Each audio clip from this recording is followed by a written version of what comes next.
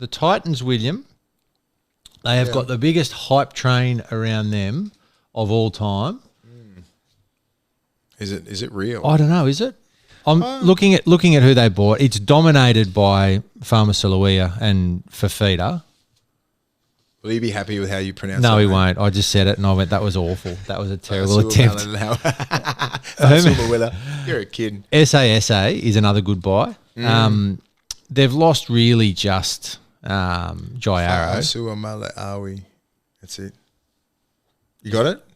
No. Do you know what? I am actually going to practice that because I'm going to be saying his name. Let's call him Big T. Big Tino. I do apologise Did you see for that try he scored? I did. There's nothing happening. Footwork, bang, outside the four-man, straighten up, changing hands. Like it was. I think people just look at it as like it's a big, strong human.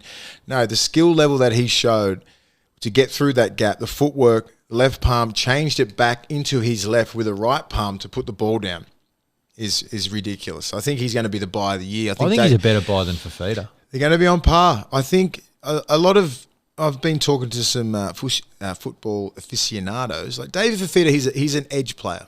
Yeah. Isn't he? But you want him to get more involved. Yeah. If I was a coach, I would swap, because Tino's playing lock, I would swap him in and out. So I want David Fafita attacking both sides of the ruck.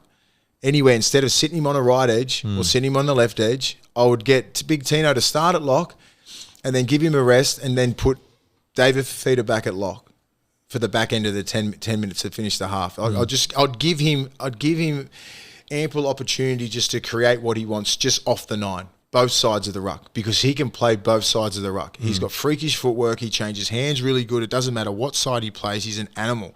But if you sit him on that right side or left side, teams will game plan for him, and they know what he does.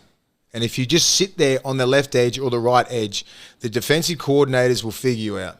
I mean, he's a big, strong animal. He's ridiculous. He's going to get his chances. But if you can just put him at lock for like maybe 10, 15 minutes of every half, and maybe play both of them about 65 to 70 minutes, have them both on, pretty regular, then you're in. You're in for it. Like I don't want David Fafita. If you're a left edge and he's on the right edge, I want to swap edges. If I'm that halfback or 5'8", and then he gets you on the other side as well.